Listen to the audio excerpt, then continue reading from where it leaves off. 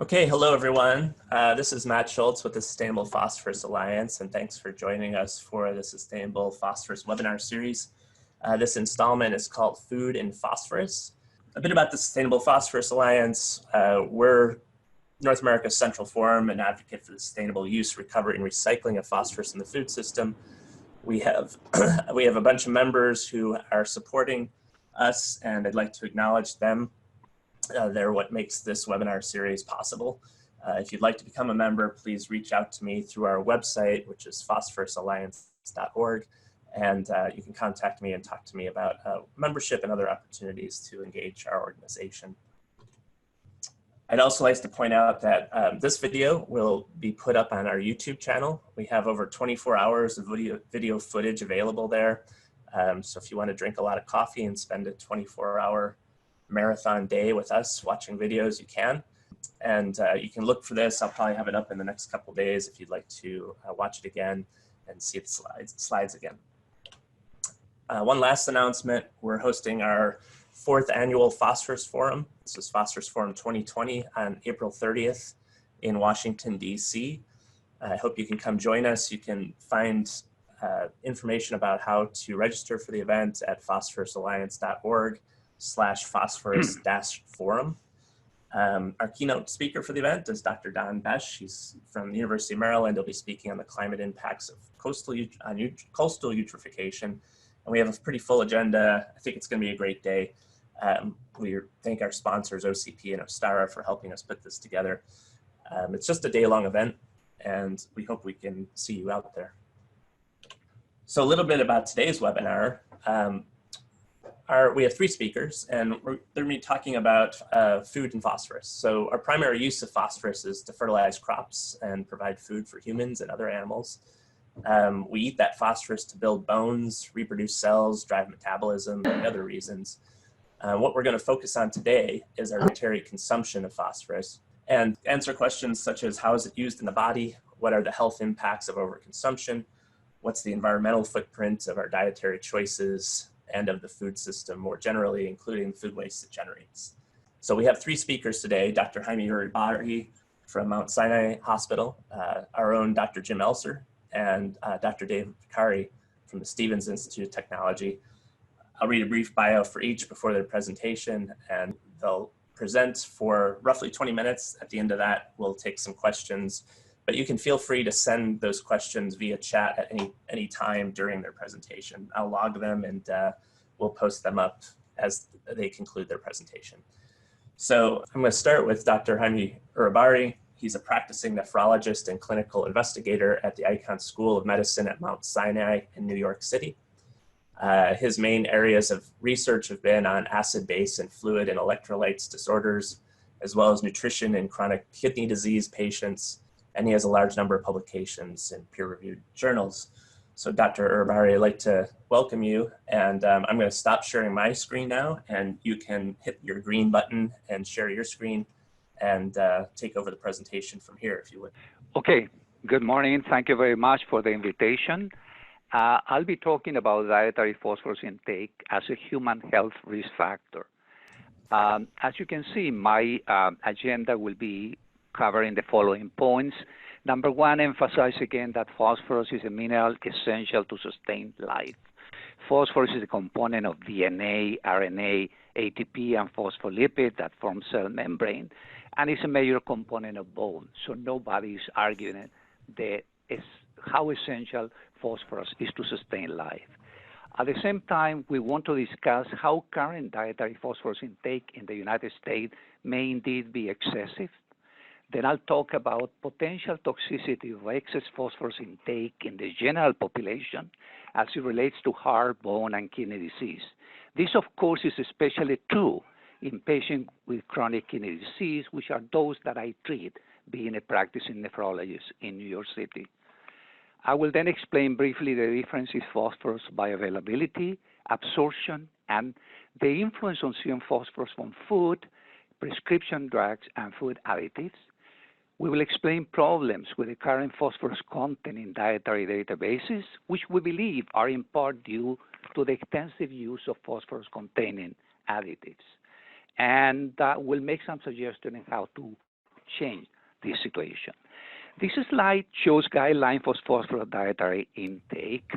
So you can see here, these were set up by the Institute of Medicine in 1997, and a few terms of some importance are the UL, tolerable upper intake level, EAR, estimated average requirement, and RDA, recommended dietary allowances. And as you can see, the RDA, the recommended dietary allowances, changes according to the age, and but it's stable at 700 phosphorus milligram per day after the age of 19.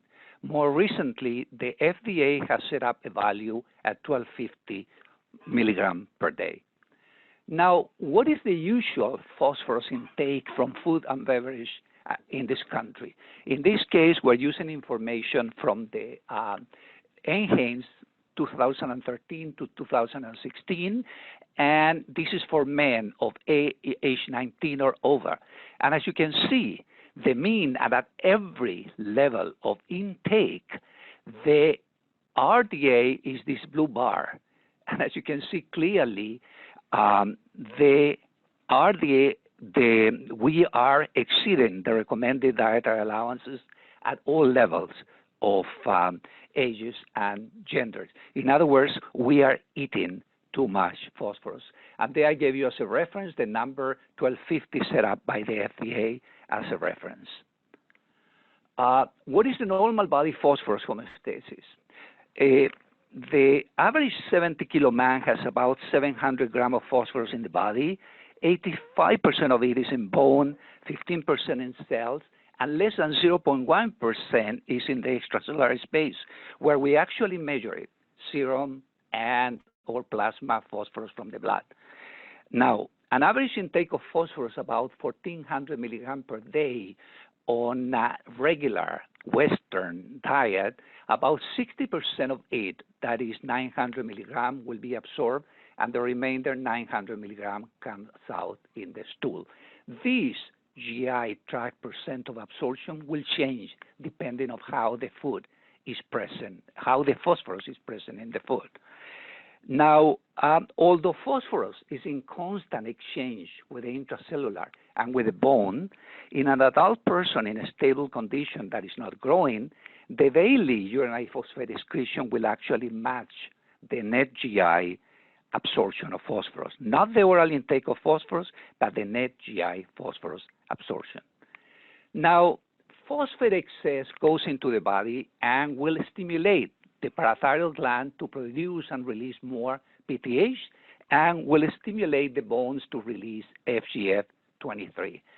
PTH will in turn act in bone, allowing the bone to release calcium from it, increase bone resorption, and at the same time will act on the kidneys, where it does several things. Number one, enhances the reabsorption, retention of calcium. Number two, increases the urinary excretion of phosphorus. And number three, increases the synthesis of 1,25-dihydroxy vitamin D. This is the main hormonal factor regulating the gastrointestinal absorption of calcium. Now, FGF23 will act in the kidney, increasing urinary excretion of phosphorus, as PTH does, but in contrast to PTH, it decreases the synthesis of 1,25-dihydroxy vitamin D synthesis. FGF23 has also some role suppressing PTH release by the parathyroid gland. This is normal physiology. When kidneys start failing and the person maintains the same dietary intake of phosphorus, the natural consequence will be a tendency to retain phosphorus in the body. There will be an increase in PTH, so-called secondary hyperparathyroidism, that will lead to increased bone resorption and bone softening, while at the same time increasing soft tissue calcification. Levels of FGF23 will also increase and in turn may lead to left ventricular enlargement and future cardiovascular disease. Now, one of the cardinal manifestations of advanced kidney disease is in fact bone disease. And here you're looking at X-ray of a patient with advanced chronic disease. And the main manifestation is, the most prominent one, is decreased bone density, decreased bone mass. Therefore, there is a predisposition to bone fractures. Although this phenomenon is more pronounced in chronic kidney disease, it also affects any individual. There is a degree of decreased bone mass due to the secondary hyperparathyroidism. In fact, a special term has been coined to the bone disease observed in kidney disease. It is called renal osteodystrophy. Now, of interest, this decreased bone density coexists with calcifications of the arteries that you can see here. This is the spine, and this is the aorta, very, very much calcified. Now, this coexistence of bone disease with vascular calcification was noted for many decades, but no major attention was given to the vascular calcification for a long time, until we became to realize that indeed they were a marker of cardiovascular disease. This vascular calcification, very briefly, without going into much medical detail, the right side exemplifies a section across a coronary artery in the heart with calcification of the intimal layer of the arterial wall, which will contribute to narrowing of the lumen of the artery and therefore decreased blood flow and potential for myocardial infarction. On the left side, you see a histological section of another artery showing marked calcification of the media. They are depicted by this dark blue in the media of the artery. This is not affecting the lumen. The lumen is open. Therefore, the flow of blood is fine. But the arterial wall becomes very stiff, increasing the heart workload and therefore predisposing to heart failure. The combination in the same person of a heart pumping against increased arterial resistance and simultaneously receiving less blood flow through a narrow lumen of their coronary arteries is really a prescription for disaster. Now, in 2004, Bloch published a very important paper. He looked at the data of more than 40,000 hemodialysis patients in the United States, and he showed clearly an association between levels of serum phosphorus here and mortality. At the end, it was found to be cardiovascular mortality. In other words, any time that the phosphorus goes above 5.5 milligram per deciliter or so, there is a marked increase in the cardiovascular mortality. This is not surprising now in view of our discussion up to this point. Kidney impairment interferes with phosphorus elimination from the body, causing it to precipitate with calcium to form vascular calcification, while at the same time, high levels of FGF23 impair heart function directly, and high levels of PTH cause bone softening. Very soon after that, another group of authors reported in a large number of patients with chronic kidney disease, patients who have marked impairment of the renal function but not yet on dialysis, and the same phenomenon was appreciated. The higher the serum phosphorus, the less the survival. More important for our audience, which is not renal right now, is that this paper in 2007 published using enhanced information. They established the relationship between the serum phosphorus and the incidence of cardiovascular disease in the general community, general population. And clearly, the information there is that the higher the serum phosphorus, even within the normal range, the higher is the incidence of cardiovascular disease. Since then on, many large epidemiological studies have shown that higher serum phosphorus, even within the normal range, is associated with worse all-cause mortality and cardiovascular outcome in people with normal renal function. And as a form of illustration, I have listed only a few of them here. This is information from NHANES, again, linking dietary phosphorus intake in milligram per day in the horizontal axis versus left ventricular mass, which is a surrogate marker of cardiovascular disease. The same year, this manuscript was presented where they correlated the dietary phosphorus intake daily with actual mortality. And of importance, these red arrows tells you that the increase in mortality happens at a level of intake of phosphorus, which is only 1,400, 1,500 milligrams, not too much higher than the one that the FDA has been recommended, 1,250, that we mentioned before. Now, there are many mechanisms by which the low phosphorus can directly affect vascular calcification. These are very well described in this review if you have interest. Unfortunately, we do not have time to address this in detail right now. There are many factors that complicate the relationship between fasting serum phosphorus and dietary phosphorus that have clouded somehow the research in this area. Number one, there is an underestimation of dietary phosphorus intake in current nutritional database, partly due to the increasing use of phosphorus additive. Number two, there are different GI absorption, bioavailability of phosphorus from different foods, animal versus plant, for example. Number three, variable calcium phosphate ratio in different foods. The more the calcium in the food together with phosphorus, more phosphorus tend to be retained in the lumen without being absorbed. Other factors present simultaneously with phosphorus in the intestinal lumen, the same as calcium, tend to prevent, to an extent, phosphorus absorption. And then there is a significant diurnal variation in the serum phosphorus that really confounds dietary effect. What are the sources of phosphorus in the diet? Threefold: phosphorus present naturally in food, phosphorus added to food during the processing as additive, and this is an undeclared amount. We do not know how much. And phosphorus present in food supplements, vitamins, and medication. Just to illustrate, there are many tables showing then what are the foods that contain in natural way a much larger amount of phosphorus.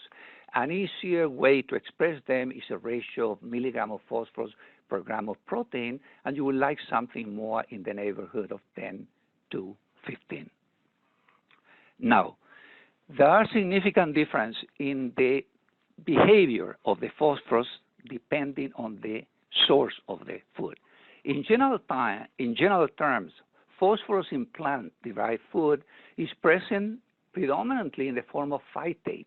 This is structure here that is not very well digested by us. As a result of that, only a small percentage, less than 40% of the phosphorus present in phytate actually gets absorbed. And this is important. Even if you're eating more, you are absorbing less if you're talking about plant-derived foods. Animal-derived, in the terms of meat, this is more easily digestible, and a higher percentage, perhaps 50 to 60%, is absorbed. And now we come to the inorganic phosphate salt, many of them illustrated here. These are the ones that are added as additives, and they're readily absorbed, as much as 100%, so they're highly bioavailable.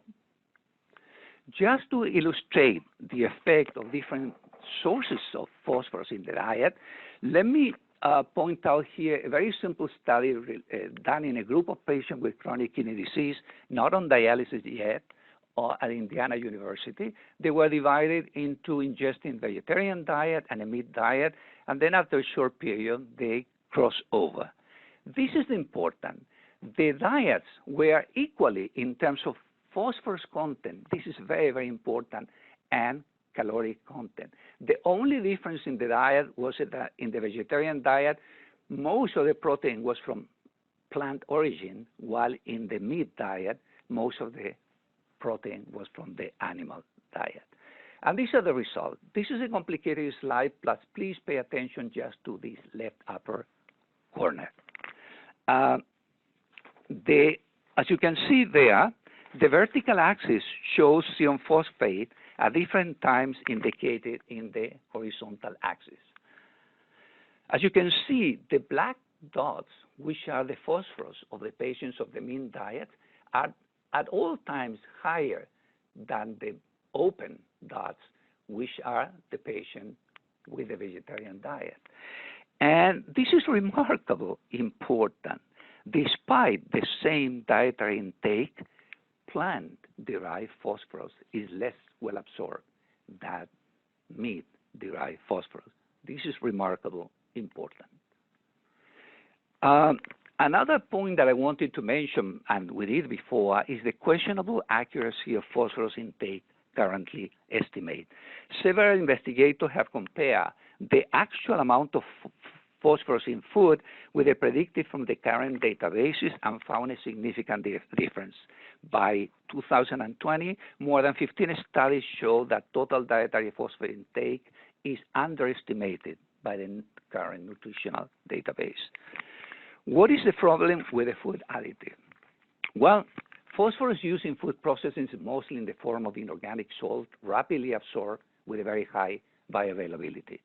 This, taken together with the lack of knowledge about the actual amount of phosphorus added as additive, leads clearly to underestimation of dietary phosphorus intake.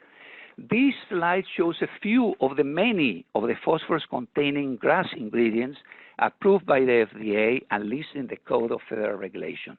A GRAS substance is defined as a substance that is not subject to pre-market review of approval by the FDA because it is generally recognized to be safe under the intended condition of use. Our point, however, is that although each ingredient may add little, the current tendency to consume mostly processed food with many additives increases the dietary phosphorus intake, as illustrated in the next slide. And here you can see that if you open your refrigerator, many of these convenient foods contain large amount of phosphorus additive. And that is a contain phosphorus additive. Another hidden source of dietary phosphorus is one present in medication. On the left-hand side, we have multivitamins, and on the right-hand side, very well-known medication for blood pressure, for diabetes, for many other conditions that also contain phosphorus. Although the actual amount of phosphorus in each tablet is very small, since these medications are taken on a daily basis, their contribution to the total dietary phosphorus intake may be significant at the end of the day. Understanding the impact of excess dietary phosphorus intake on chronic disease will require then knowledge of the food phosphate and additive phosphate content of the packaged food, knowledge of the difference in the bioavailability from different protein sources, an accurate estimate of total phosphorus intake. Now, phosphorus content is not in the food label. However, everything added to the food must be listed in the ingredient list in decreasing order of content. And that is very easily shown here. And if you see phosphoric acid, for example, you will clearly understand that there is phosphate. But sometimes this is not so easily recognizable. For example, does everyone know that lecithin contains phosphorus? In conclusion, large epidemiological studies demonstrate that mild elevation of serum phosphorus within the normal range and or elevation of dietary phosphorus intake are associated with cardiovascular risk in healthy population. This is healthy population without evidence of kidney disease. It has also been shown that dietary phosphorus intake is a predictor of worsening of kidney function in patients with CKD, although I have not shown this information. Although phosphorus is an essential nutrient, its excess could be linked to tissue damage by a variety of mechanisms. Sodium is also an essential nutrient, but its excess is also toxic. There is evidence of excessive intake of phosphorus in the U.S. population, as we illustrated earlier. In view of the above, we have to consider that the increased cumulative use of phosphorus ingredient in food processing needs to be attended. Suggested action of a strategy to deal with this problem include continue to seek mandatory labeling of phosphorus content on packaged food, develop approved food additives with the needed technical function to replace the use of phosphate-containing additives, encourage return to a traditional method of food production that decrease food processing, reevaluate the upper level of safe phosphorus intake, encourage people to consume more minimally processed food with less additives. We have been pushing this agenda about about doing all of this for many years, but most of these, however, all these points have fallen in deaf ears and not much has been done to try to address the problem. Here, I have talked exclusively about dietary phosphorus getting into our bodies and potentially affecting our health. I have said nothing about the environment, from where phosphorus comes to us or where phosphorus goes after leaving our body. The next speaker will address these two important issues. Thank you so much, Dr. Uribarri. And we can move over to the questions and answers portion now. And what I'm going to do is just ask that you remain muted for the questions and answers, but do send them through the chat. I do have one that's come through so far. And so I'll go ahead and post that up on the presentation here. Are you all, you can see my screen, I hope. Yeah. Okay, great. So this one came in. It says, Matt, I'd like to add a few comments after this one. The CVD to serum P link is well established, but there are ample studies finding no link whatsoever between P intake and serum P in healthy subjects. This includes targeted intake of sodium phosphates. And there's a reference provided to Cook et al. 2017. Do you have any response to that? Sure. That's what I mentioned, that the relationship between dietary intake and serum phosphorus is complicated, particularly in the healthy population. If I have a dialysis patient and I give that person more phosphorus, the serum phosphorus will go up, no doubt about it. However, in a normal person with good kidneys, I ingest more phosphorus, and that phosphorus will be easily eliminated in the urine by the kidneys. So by the end of the day and by the next morning, the serum phosphorus is back to where it was. So that is a very important issue that complicates the relationship between dietary intake of phosphorus and fasting serum phosphorus in a healthy population with normal serum, with normal kidney function. Very interesting. So we have another question come in, and I'll post it up here.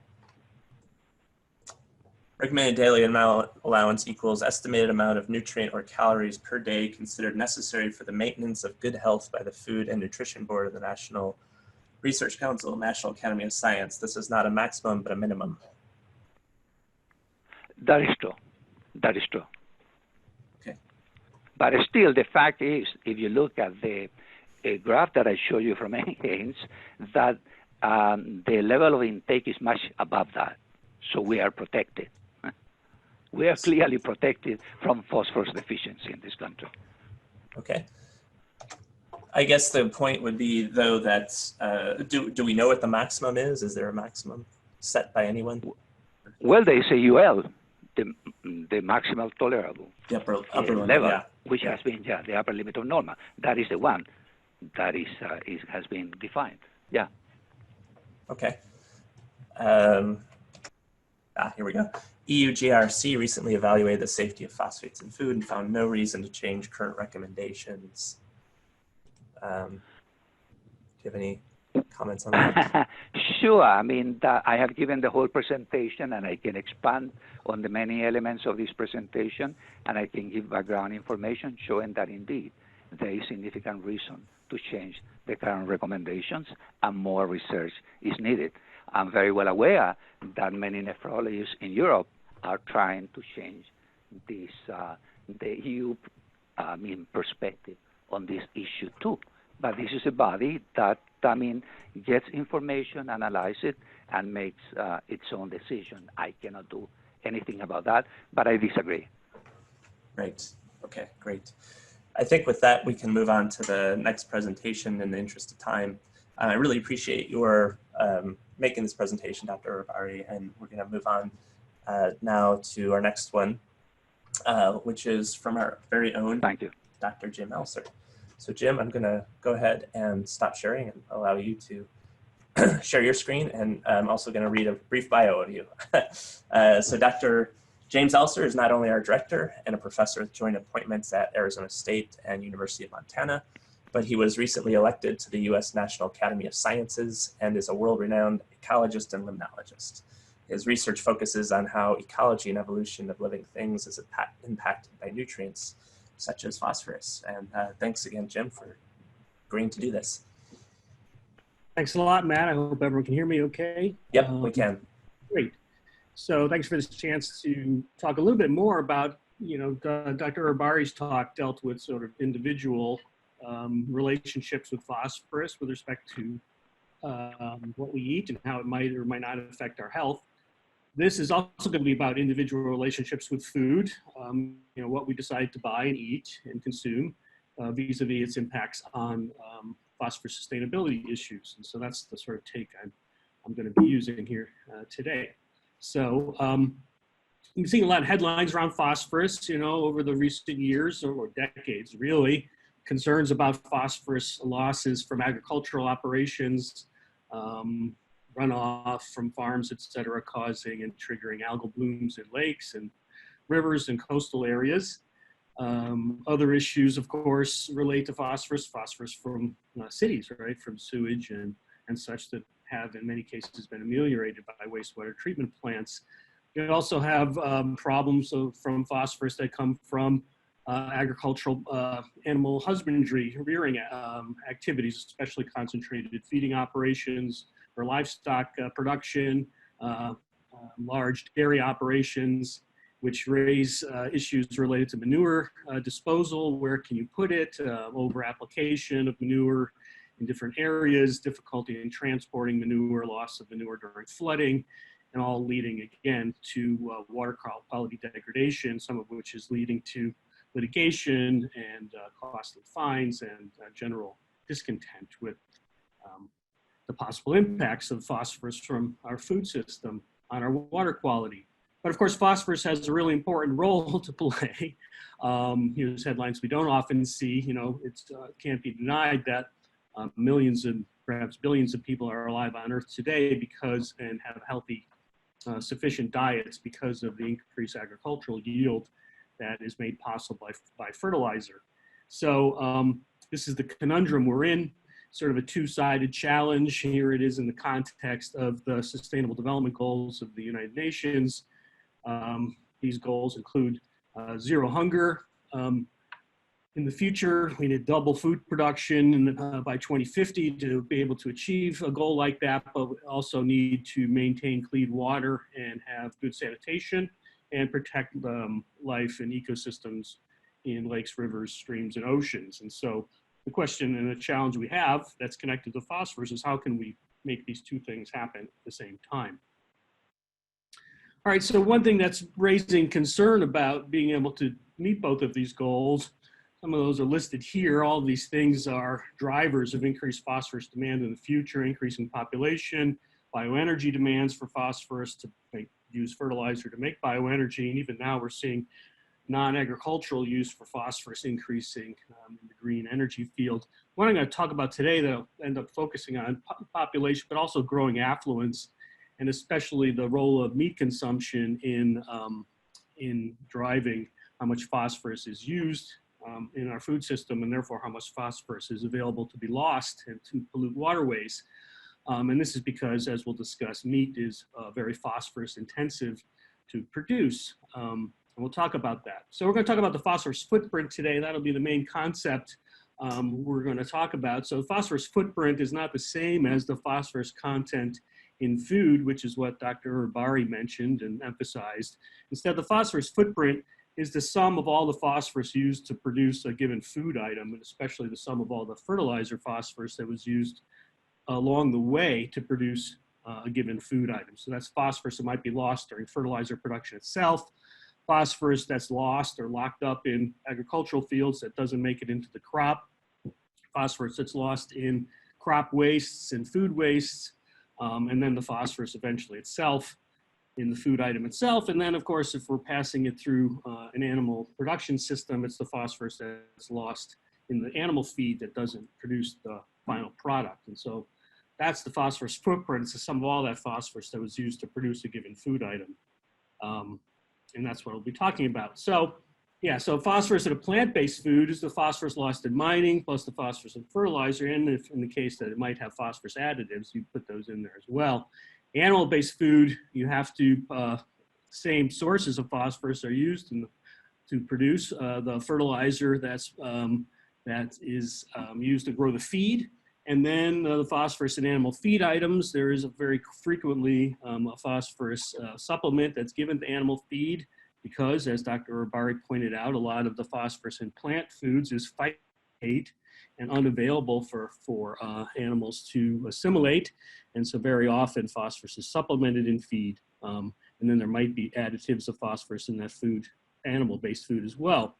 So the key to all of this is to realize that you have to feed animals a fair amount of food to get a given amount of meat out the end of that process. We appreciate this ourselves, right? So we, if we assimilated and turned it to new biomass in our bodies, the same amount of food we eat, we would be rapidly overweight and that would be a problem. So in beef cattle production, it's you have to feed about 6 times the mass in feed to a cow to produce a given amount of meat. So that's this food conversion ratio that's given there.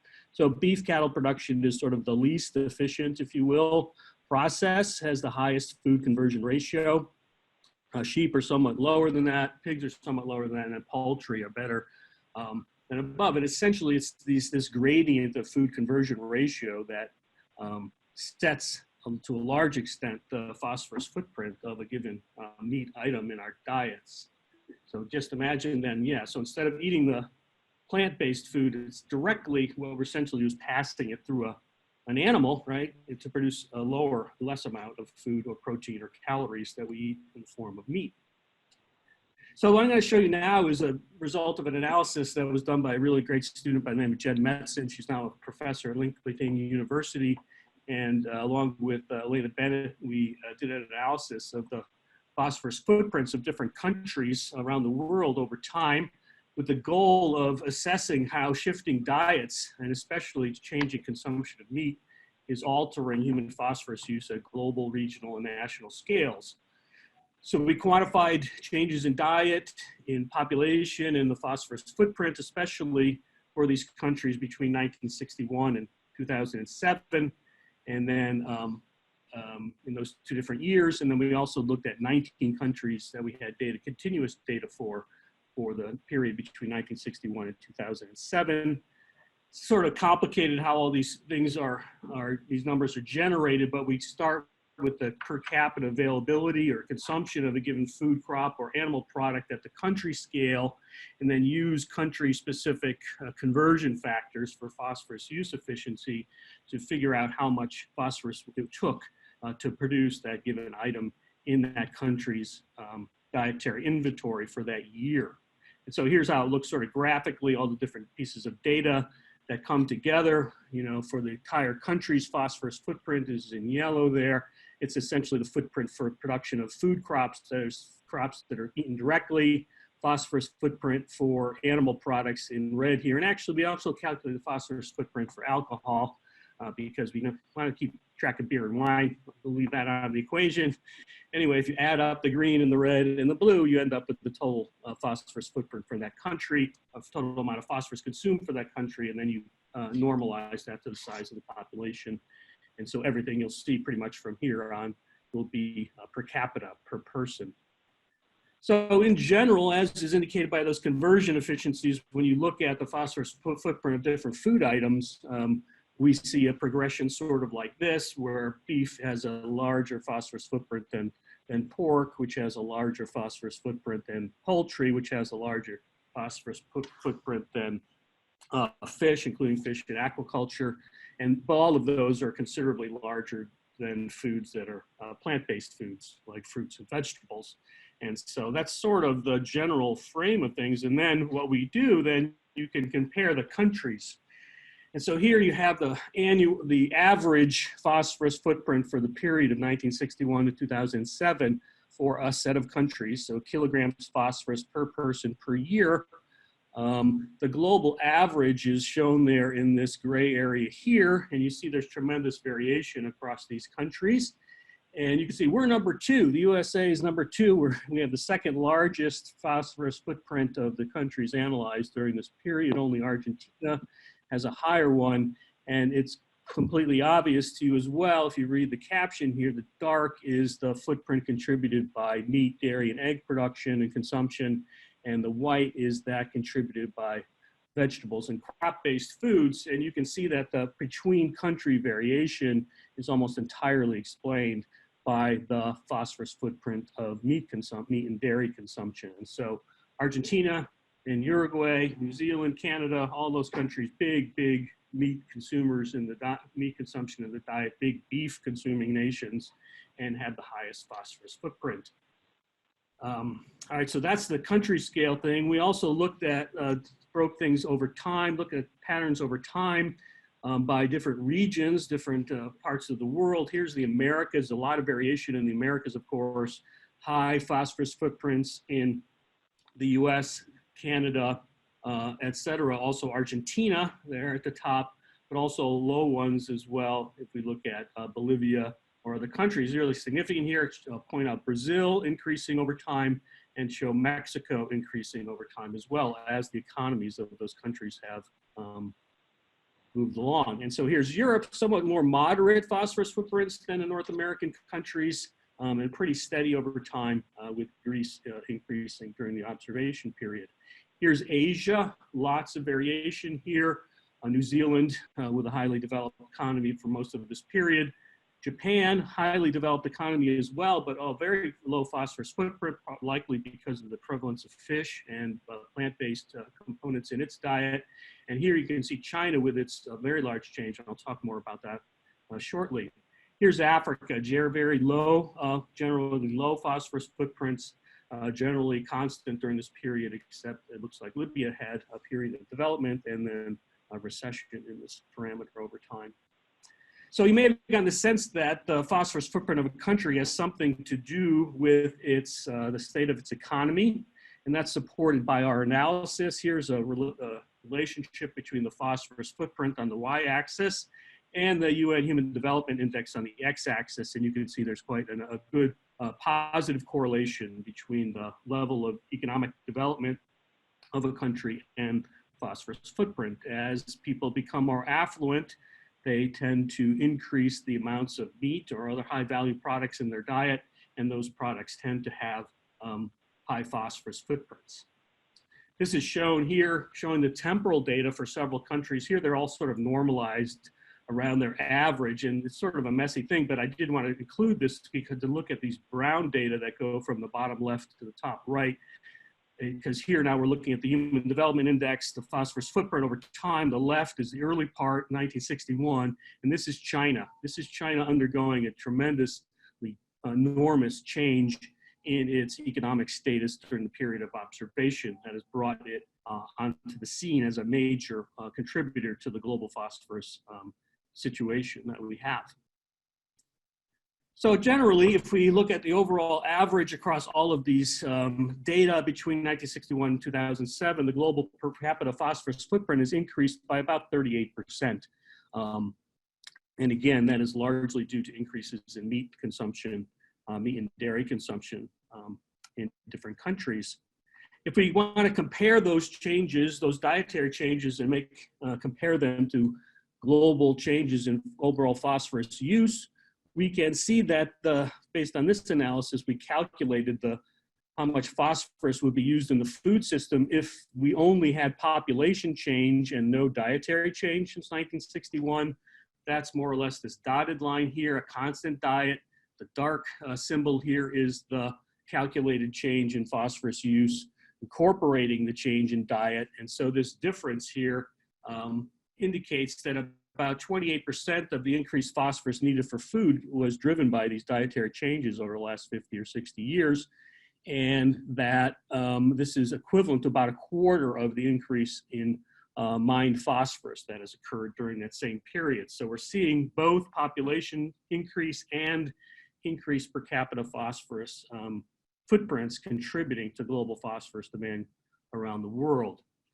All right, so let me just summarize. The phosphorus required to produce different foods varies according to farming practice and region, but really the biggest differences are associated with whether the food is plant-based or it's meat or dairy. Phosphorus footprints vary considerably among countries, largely due to differences of meat in the diet, not so much really with respect to farming practices or other things like that. Global phosphorus use for food production has increased 2.5-fold. Since 1961, about a third or so of this is due to the dietary change that I'm talking about. And so in the future, what can we expect to see? Growing affluence has great potential to amplify future phosphorus demands as developing countries, as we've seen with China, increase their meat consumption in the coming decades. All right, so now what we want to do about this is this something you might want to think about changing in your own life, or what can we talk about as a society about the sort of attitudes we want to encourage? Maybe folks are thinking, oh, this guy also wants me to eat carrots all the time. I don't want to do that. Well, maybe instead people can just start to think about, reducing the total amount of phosphorus in their diet, meat in their diet, maybe not eliminating it completely, just sort of turn down the dial a little bit. And here I want to introduce a new word. that you may not have heard about. The word of the day is demetarian, and maybe you try to figure out the roots of that. Demi means half.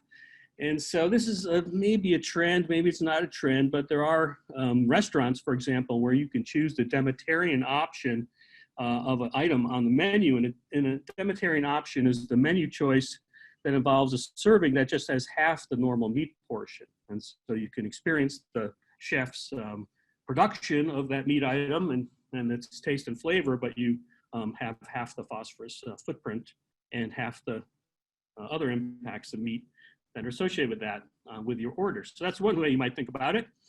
Another thing that's happening that might change the way that this whole thing plays out is the emergence of artificial meats. And this is getting a lot of publicity these days, and certainly if you're anywhere watching television these days, you'll see Burger King's advertisement for the Impossible Whopper, which is a meat substitute, which is pretty good. It's pretty close. Its flavor is generated by the inclusion of a genetically engineered heme protein, which gives it the flavor and mouthfeel and umami of beef. And so it is becoming pretty popular. Another company that's in this space is the Beyond Company, Beyond Meat, and they are in limited markets only until the 23rd of February, offering Beyond Fried Chicken, which is a plant-based chicken substitute that's being sold by Kentucky Fried Chicken. So these are things that are happening. More radical than that, what's coming down the pipe is the field of cellular agriculture. And this is meat that's produced by stem cell approaches using stem cells of cattle or pigs or chicken or fish or seafood to produce meat in a test tube, if you will, or in a vat or a petri dish. This was initially funded by one of the founders of Google, and they hired 30 or 40 doctoral researchers to work on this for several years. Very, very, very expensive process, and so they produced the first hamburger in 2013 from this process, and if you bought that hamburger, it would cost you $300,000. Now, you might be able to afford that if you're Elon Musk or something like that, but perhaps for most of us that doesn't work very well. But I can tell you that a lot of progress has been made, and now if you bought that same meat, that burger would cost $10, and that's much closer to the price point of a regular beef production. So there's a lot of venture capital flooding toward cellular agriculture. Here's a bunch of companies that have emerged that I've been able to keep track of that are producing chicken, pork, and beef products, as well as stem cell seafood, which can address issues with overfishing and other issues with fish production.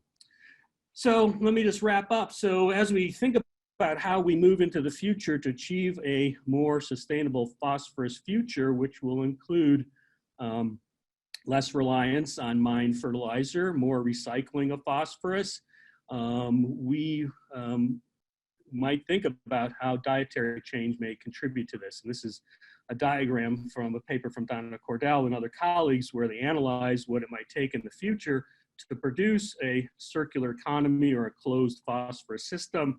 And essentially, one of the components beyond being better on farms, beyond having less food waste, beyond recycling manures and crop residues and human waste, we also need to reduce the demands for phosphorus fertilizer for food production by changing diets, and that's part of the strategy going forward.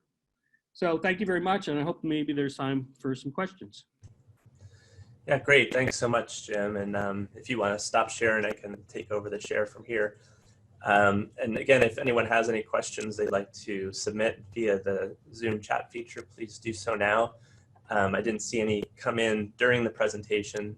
I will ask you, Jim, one question I had is, do you have any idea, sort of tying back into Dr. Uribarri's talk with these artificial meats, if there have been how much phosphate additives have been added to those, and is that an issue? Yeah, that's a great question. I think they'll inherently have high phosphorus, especially the stem cell ones, which will be meat, with muscle tissue cells in them, and they have inherently high phosphorus content because they don't contain large amounts of cellulose, cellulose, carbohydrates, sugars, and such, which we find in plant materials.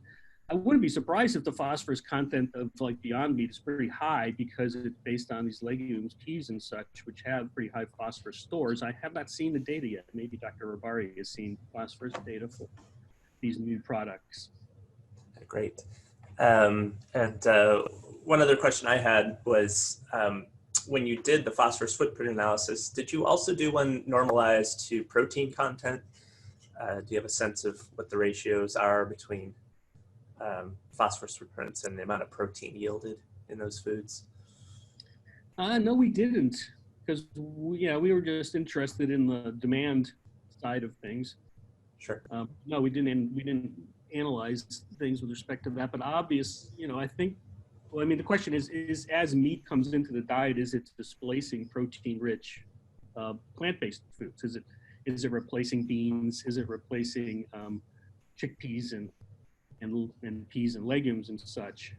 Or is it pushing out more carbohydrates like rice or not? That would sort of tell you whether or not the diet is becoming more protein rich per se, and I don't really know that. Right. And there's also the complicating factor of protein quality, right? So soy is high quality, but some other plant proteins aren't as high, I guess. Well, great. Thanks so much for that presentation. We'll move on to you, Dr. Vacarri. I'll read a quick bio. So Dr. David Vacarri is a professor at the Department of Civil, Environmental, and Ocean Engineering at Stevens Institute of Technology, where he's a specialist in the modeling and control of biological wastewater treatment and in the analysis of global phosphorus resources. Yeah, so I'm taking a slightly different approach here, and I'm going to be looking at other aspects of the sustainability. Some of the previous work that I did, I'll mention briefly, looked at the resource side of phosphorus. And what I'm showing here is going to be some preliminary work on phosphorus as an environmental problem. So this is kind of graphic that shows you how much is lost between the mine and the fork. This is based on the numbers from Donna Cordell. The yellow at the top, the length of the bar indicates the relative quantity of phosphorus taken from the mine. And at each step through the food system, agriculture and food production and consumption, there are losses all along the way. So I'm going to be kind of interested in how we can change things, some of the things that Jim had alluded to about diet, to both conserve phosphorus and protect the environment. And I want to quantify it a little bit, and so that I take a modeling approach for that. So focusing first of all on the food side of things, food waste is a big issue. And public media is talking about it a lot more lately. And this shows that the breakdown of food waste, first of all, that just the US alone, it's estimated 40% of the food is wasted.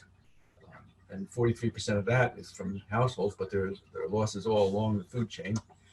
So I'm going to look at some of these different choices of how we can reduce that waste, but I'm also going to look at before the food waste part of it, in other words, the agriculture side, and then the human waste recycling potential. And I'll be looking, relating this to, well, I mentioned here the triple bottom line for sustainability is the ecological, economic, and social aspects. Here I'm going to mainly focus on the ecological with just a bit of a nod to the economic and social aspects. So here we have three different objectives, and that means there are going to be some trade-offs in what we want to do.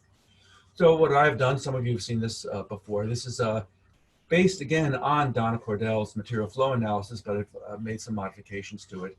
And I'm interested, the resource issue started with the phosphorus at the mine, and we have two other inputs, natural sources, atmospheric deposition, erosional sources, and then inputs to grazing lands. And we have a lot of losses to the system, notably erosion and leaching, soil storage, crop losses, food waste to landfill, human waste to landfill. This is the landfill, and this is into the water environment. So I've categorize these losses together as presumptive losses to the water environment, to land, or that is landfill, so the phosphogypsum from at the mine and the landfills and food waste presumably goes not to the water environment but to landfills, and then other losses. And I looked at particularly several interventions which are represented here in these orange boxes, starting with, well, there's human waste recycling, this one down here. We currently use about 10% of our human waste that goes back to the soil. And you'll sometimes hear again in the media that they'll say, oh, if we could only recycle all of our human waste, we could satisfy all of our phosphorus needs. No way. It doesn't, and I'll show you explicitly why that happens. Mainly it's because if we recycle back here, that phosphorus then suffers all these same losses that the phosphorus that came from fertilizer. So this recycle loop is not 100% effective. Another recycle loop is when we feed foods containing phosphorus to animals, they produce animal manure. About half of that is lost to the environment because it's not properly reused. The other half is used to generate food. So we have a manure use efficiency here. This is something Jim referred to here, is that percentage of animal food in the diet. So that's how much phosphorus we get from meat in the diet. This is not calories or mass or anything. We could also look at the amount of food waste that we have in total. And globally, the number I'm using here is 27. And keep in mind, all these numbers are global total. So if you're familiar with numbers in Europe or North America, it may differ substantially from these. As I mentioned, US is, in the previous slide, said to be 40%. But we could reduce food waste, or we could recycle food waste. So those are two different interventions that we could take. And another one that's looked at a lot is phosphorus use efficiency at the farm. How can we improve the ratio of crop uptake, basically, to the fertilizer that is applied to the soil? And then there's one more that I added on later on because I found out it was necessary to express what was going on. And this is the one that Jim was alluding to, which is the yield for animal production. So the percentage of phosphorus that winds up in animal food down here compared to what we feed to the animal. So this is from the previous work also, and very quickly we see that food recycling, waste recycling, and manure recycling are relatively flat compared to phosphorus use efficiency or food waste fraction.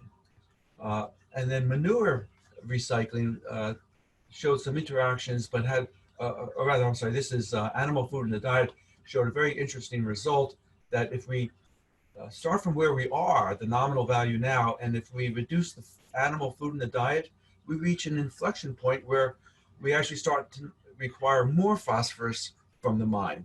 And the reason for that is because at this point we stopped fertilizing the grazelands, and we're actually reducing the amount of phosphorus that we're taking from the grazelands from that natural input. So we actually have to satisfy the same amount of phosphorus in our diet, we have to actually increase our phosphorus. So this is the previous work.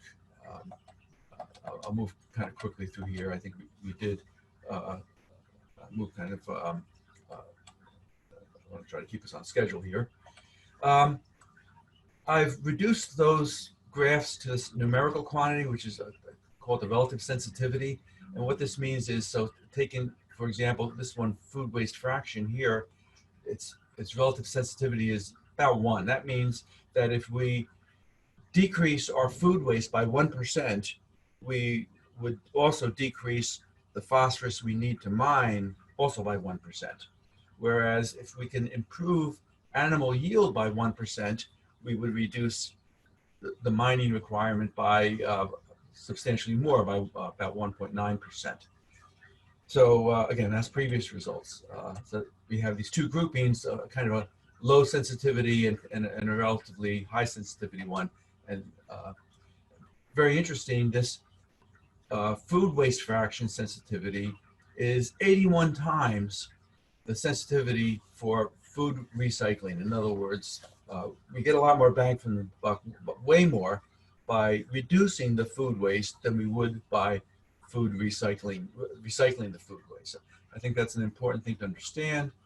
I don't say, I want to emphasize that that doesn't mean we should not be recycling food when we can, because there's some food waste is going to be inevitable. And there are other problems like pollution problems with food waste. So, but in terms of resource protection, reducing food waste, food fraction shrinks the whole system. It means you have to grow less food. So that shrinks the whole food production system and makes it a very strong factor. Then there's that yield of animal products, as I mentioned, is pretty much the strongest of all of them. And that relates to what Jim was talking about, which was reducing, shifting the kind of meat that you use in the diet.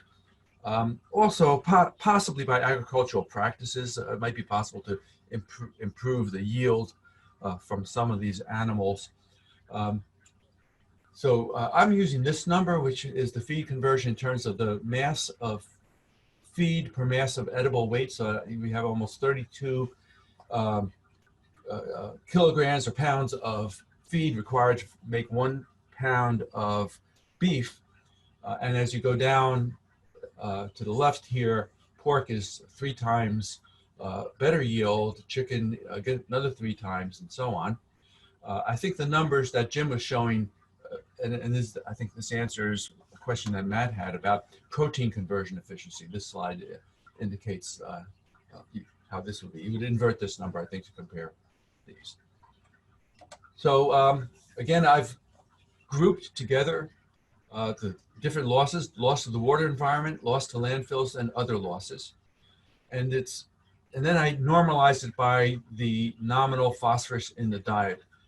Again, based on the global total, which is about 3 million tons per year in the diet, based on 1250 milligrams per day in an average person's diet, a little bit different than the 1400 that Jaime was discussing. So here's what happens. Similarly, water recycling, wastewater recycling of phosphorus, kind of flat, one of the flattest ones here. Most of the environmental impact, now these are environmental impacts, but instead of effect on mining now, and if we increase the percentage of our recycling from the nominal 10%, we get a reduction in environmental discharge of phosphorus. Most of that comes from discharge to the water environment. This is, the red one is the landfill phosphorus, and the green is the other category. Food recycling, also pretty flat. And food waste fraction, again, we see that we can get a substantial, now you want to go in this direction, we want to reduce our food waste fraction, and we can get substantial reduction in losses to the environment by that kind of intervention. And here, we call that the ratio of the food waste reduction to food recycling efficiency was about 81 times for reducing demand at the mine, but in terms of reducing phosphorus loss to the environment, we still get a substantial improvement of about a factor of 29 between reduction and recycling of food waste. So like resource conservation, environmental losses, though, are less sensitive to recycling than to reduction in use. For the dietary factors, animal food in the diet, you may recall that as we reduced it,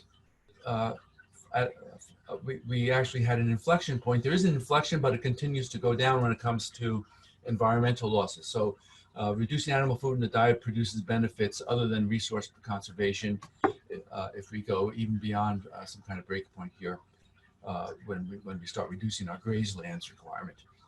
But again, we get a stronger effect from changing the kind of foods we eat or improving by other means the efficiency of converting phosphorus in the feed to phosphorus in the food. So there are two ways of looking at dietary impacts. At the agricultural side, manure use, again, if we improve the efficiency of manure use from about half we have now, potentially we could get maybe a 25% overall reduction in pollution just from that single intervention alone.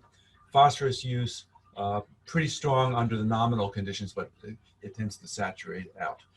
Nevertheless, agricultural efficiency is one of the more important and sensitive factors. Again, I put it in terms of numbers here. So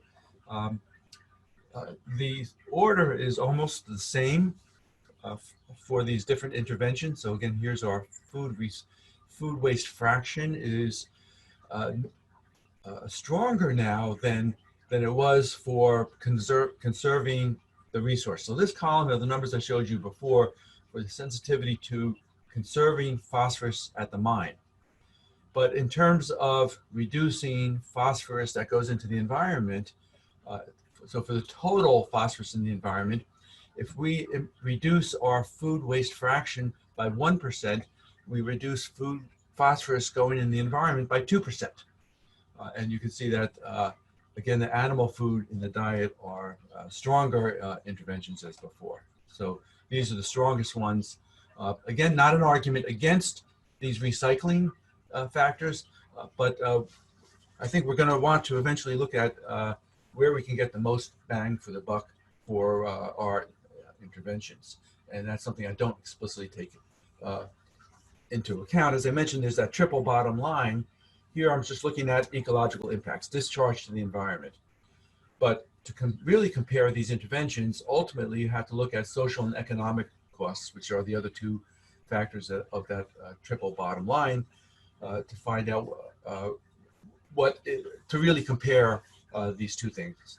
I would suspect, for example, that one of the easier things to improve would be manure use efficiency. I think the technology is there for that, and it would be the least disruptive. Phosphorus use efficiency, there are things that we can do to improve efficiency at the farm, but I think it's harder. It's a harder thing to improve. Food waste reduction, probably somewhat easier to do as well. But these costs should be ultimately considered, and I have not done that at this point here. I did also look at population, and that's always an issue in conservation and environmental protection, and clearly that's a factor, and population reduction is probably not on the table, but maybe reduction of population growth might be. And you know, we could reduce our footprint, as I like to say, and as Jim pointed out, there are things that we can do, like the dietary changes will reduce the size of our footprint, but if we keep adding more footprints, that tends to wipe out what we are trying to achieve. So this is a slide based on, again, the previous work, which looked at what happened if you reduced phosphorus down to the point where you no longer needed to add fertilizer at all. If you could rely only on natural sources of phosphorus from erosional sources. Under current values for all those interventions, that indicates what we call a carrying capacity, a phosphorus carrying capacity of about 2.5 billion people. So what this means is that we are currently not sustainable. Assuming that phosphorus from the mines is not a forever source, and that's of course a big argument in this business. We may have enough for several centuries, or some would say significantly less than that. But regardless, long-term, under current conditions, we are unsustainable. But if we made strong efforts to conserve P, so if we move each of those interventions that I show there halfway to their maximum value. So for example, the recycling efficiencies changed from the waste recycling from 10% halfway to 100%. which brings you to 55%, and do similar for the other interventions, then we could support 10.5 million people, which is kind of along the lines of what the UN is expecting the population to plateau at. Although I have some skepticism about that value, where we are, I think we're about 7.4 and climbing at about 75 or 80 million people per year. But if we expect that if we also reduce the fraction in the diet by half, we could support 15 billion people. So these are all arguments for improving all of these potential interventions, and I think we just need to find out which ones are most socially and economically feasible, and put our efforts into those kinds of interventions. So focusing again just on food waste, these are, this is a list of actions that could be taken as listed by the National Resources Defense Council. Some of these are familiar, some may be less so. A lot of them have to do with recycling, so I would add to them the reduction, explicit reduction factors that Jim and I have talked about, like reducing meat consumption and shifting to different kinds of meats that are less resource intensive. So again, on the social side, and as Jim also mentioned, we have another focus besides just preventing pollution or conserving phosphorus for the future, which is we want to prevent hunger. And we have, it seems, we have reduced hunger in the world in terms of total numbers and as a percent. A lot of that percentage decrease has come because the denominator has gone up over the last several decades substantially. The total number has decreased, not of millions that are classified as hungry has not decreased quite so much. So I think nevertheless, we're holding the line or substantially improving things, and we have to realize as a social cost, we have to, and as a trade-off, we have, again, in terms of multiple objectives, we not only have to conserve resources for future generations, but we need to improve people's lives today. So I think that ends my slides. Yes, and sorry, thank you. And I will turn it back over to Matt at this point and take any questions that you may have. Great, thank you for that presentation, Dave. And again, if anyone has any questions, please feel free to submit those by chat, and we can post them here. One question I had as you were going along, Dave, was not all phosphorus is created equally, right? So inorganic and organic phosphorus are different. You know, manure and triple superphosphate are different.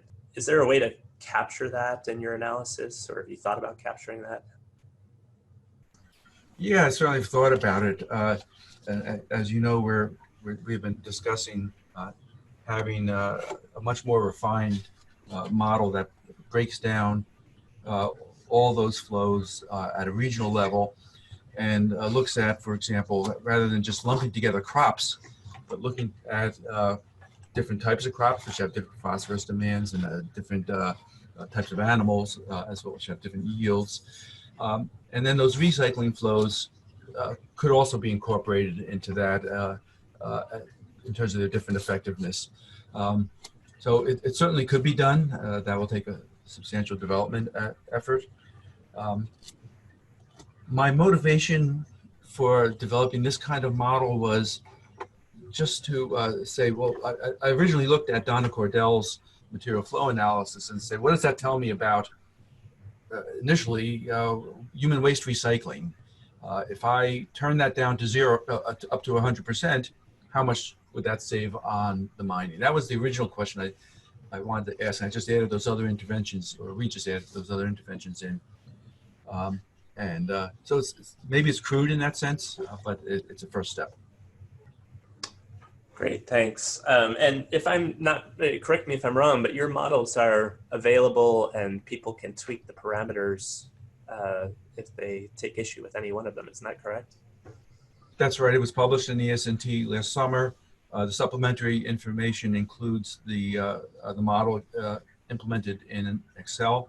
Anyone can download it and play with it, change parameters, do things like I did today, and refine things perhaps. Okay, that's great. Thanks so much for your presentation, Dave. I have a question, Matt. Yeah, sure. Slides are going to be made available to the participants? Well, the YouTube video is going to be online for people to see, so they can access the slides that way.